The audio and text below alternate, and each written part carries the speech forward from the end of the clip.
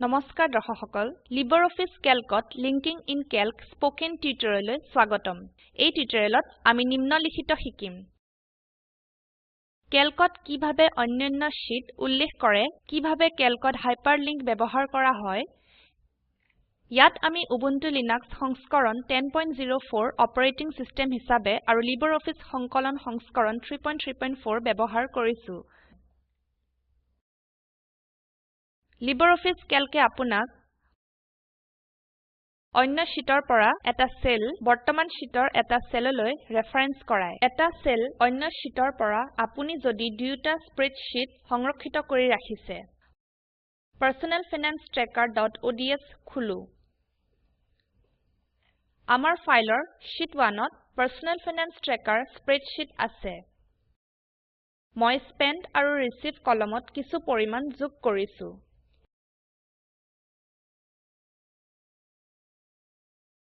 এতিয়া cost আৰু spentৰ অধীনত উপাদানৰ সমষ্টি মুঠ বিচাৰো C9 হিসাবে থকা উল্লেখিত সেলত ক্লিক কৰক আৰু সূত্ৰ is equal to sum সন্নিবেশ কৰক আৰু ধনুবন্ধনীৰ মাজত C3 colon C7 তাৰ পিছত enter কি টিপক D9 হিসাবে থকা উল্লেখিত সেলত ক্লিক কৰক আৰু একেই সূত্ৰ ব্যৱহাৰ কৰি মুঠ বিচাৰক এতিয়া আমি সেল ৰেফাৰেন্সিং ব্যৱহাৰ কৰি ভিন্ন শীটত কষ্ট আৰু স্পেন্টৰ অধীনত উল্লেখ কৰা মুঠ ভাৰসাম্য দেখুৱাব শীট 2 টেবত ক্লিক কৰক এই নতুন শীট প্ৰদৰ্শিত হ'ব এতিয়া A1 নামেৰে থকা সেলত ক্লিক কৰক আৰু ইয়াৰ ভিতৰত কম্পোনেন্ট শিৰোনাম টাইপ কৰক B1 নামেৰে থকা সেলত ক্লিক কৰক আৰু ইয়াৰ ভিতৰত বেলেন্স শিৰোনাম টাইপ কৰক এতিয়া শিৰোনামৰ অধীনত উপাদানৰ নাম লিখক A3 হিসাবে উল্লেখিত সেলত ক্লিক কৰক আৰু কষ্ট টাইপ কৰক এন্টাৰ টিপক কষ্ট অধীনত A4 হিসাবে উল্লেখিত সেলৰ পিছৰ উপাদানটো স্পেন্ট হিসাবে লিখক এতিয়া খালি সেল B3ত ক্লিক কৰক কষ্ট আৰু স্পেন্ট শিৰোনামৰ অধীনত B3 আৰু B4 সেলত মুঠ যোগফল থাকিব যি আমি শীট 1ত গণনা কৰো এইটো উল্লেখিত কৰা হয় সেল B3ত সেল ৰেফাৰেন্স কৰিবলৈ ইনপুট লাইনৰ পৰৱৰ্তী ইকুৱেল টু সাইনত ক্লিক কৰক এতিয়া শীট টেবত শীট 1ত ক্লিক কৰক এই শীটত আমি C9 সেলত ক্লিক কৰিম যি কষ্ট কলমৰ অধীনত মুঠ উপস্থিত থাকে মন কৰক যে ইনপুট লাইনত sheet1.c9 স্টেটমেন্ট প্ৰদৰ্শন কৰা হয় এতিয়া ইনপুট লাইনৰ পিছত থকা চেক চিহ্নত ক্লিক কৰক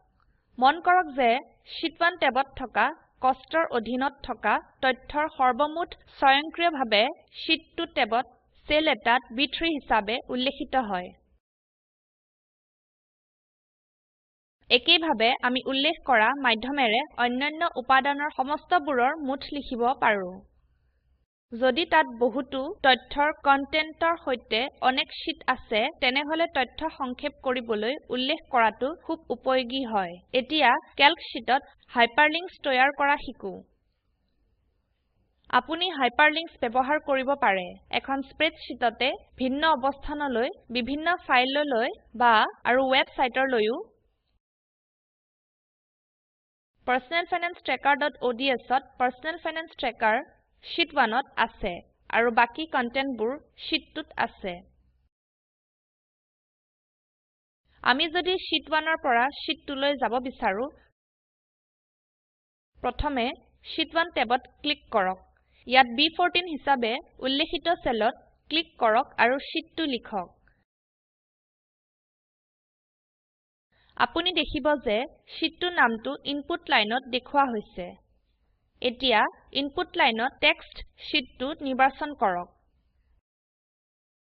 টেক্সটটো নিৰ্বাচন কৰাৰ পিছত টুলবাৰত থকা হাইপাৰলিংক আইকনত ক্লিক কৰক হাইপাৰলিংক ডায়লগ বক্স প্ৰদৰ্শিত হয় বাওফালে ডকুমেন্ট বিকল্প নিৰ্বাচন কৰক ডায়লগ বক্সত থকা টাৰ্গেট ইন ডকুমেন্ট আইকনত ক্লিক কৰক এটা নতুন target in document dialog box প্ৰদৰ্শিত হয় এতিয়া শীট বিকল্প পৰৱৰ্তী প্লাস সাইনত ক্লিক কৰক ডায়লগ বক্সত প্ৰদৰ্শিত হোৱা শীট 2 অপশনত ক্লিক কৰক এতিয়া এপ্লাই বাটনত ক্লিক কৰক আৰু তাৰ পিছত ক্লোজ বাটনত ক্লিক কৰক এতিয়া হাইপাৰলিংকছ ডায়লগ বক্সৰ পৰা এপ্লাই বাটনত ক্লিক কৰক আৰু তাৰ পিছত ক্লোজ বাটনত ক্লিক কৰক শীট 1 টেব প্ৰদৰ্শিত হৈছে য'ত শীট 2 লেখাটো উজ্জ্বল হৈ আছে এতিয়া আমি টেক্সট শীট 2ত ক্লিক কৰিলে ই আমাক সেই শীটলৈ লৈ যায় য'ত আমি খৰচৰ বাবে বেলেন্স লিখি থৈছো আমি এটা হাইপাৰলিংক তৈয়াৰ কৰিলো হাইপাৰলিংক অতৰাবলৈ প্ৰথমে হাইপাৰলিংক টেক্সট শীট 2 নিৰ্বাচন কৰক এতিয়া হু ক্লিক কৰক আৰু কনটেক্সট মেনুৰ পৰা ডিফল্ট ফৰমেটিং অপশনত ক্লিক কৰক টেক্সটটো আৰু হাইপাৰলিংক হৈ থকা নাই এইটো এতিয়া ডকুমেন্টত থকা স্বাভাৱিক লেখা হয় আমি পৰিবৰ্তনবোৰ বাতিল কৰো ইয়াতে লিব্ৰিঅফিছ ক্যালকৰ স্পোকেন টিউটোৰিয়েলৰ শেষলৈ আহিলো সংক্ষেপ কৰো আমি শিকিলো ক্যালকত অন্যান্য শীটলৈ ৰেফাৰেন্স কৰা ক্যালকত হাইপাৰলিংক ব্যৱহাৰ কৰা এই লিংকত উপলব্ধ ভিডিওটো চাওক স্পোকেন টিউটোৰিয়েল প্ৰকল্প সাৰাংশ ইয়াতে আছে যদি আপোনাৰ বেণ্ডৱিডথ ভাল নহয় তেনেহলে ইয়াক ডাউনলোড কৰিও চাব পাৰে স্পোকেন টিউটোৰিয়েল প্ৰকল্প দলটিয়ে স্পোকেন টিউটোৰিয়েলৰ সহায়েৰে কৰ্মশালা আদি অনুষ্ঠিত কৰে এটা অনলাইন পৰীক্ষাত উত্তীৰ্ণ হোৱা সকলক প্ৰমাণপত্ৰ প্ৰদান কৰে অধিক জানিবৰ বাবে অনুগ্ৰহ কৰি contact@spoken-tutorial.org এই ঠিকনাত লিখক স্পোকেন টিউটোৰিয়েল প্ৰকল্প টক টু এ টিচাৰ প্ৰকল্পৰ এটা অংগ ই ভাৰত চৰকাৰৰ MHRDৰ ICTৰ মাধ্যমেৰে ৰাষ্ট্ৰীয় শিক্ষা মিছনৰ দ্বাৰা সমৰ্থিত হয় এই মিশন সম্পৰ্কত অধিক তথ্য spoken-tutorial.org/nmeict-intro ওয়েবসাইটত পোৱা যাব এই পাঠটি মৌচুমী মেধিৰ দ্বাৰা যোগদান কৰা হৈছে IIT বম্বেৰ পৰা মই অনামিকা মেধি এতিয়া আপোনাৰ পৰা বিদায় লৈছো যোগদানৰ বাবে ধন্যবাদ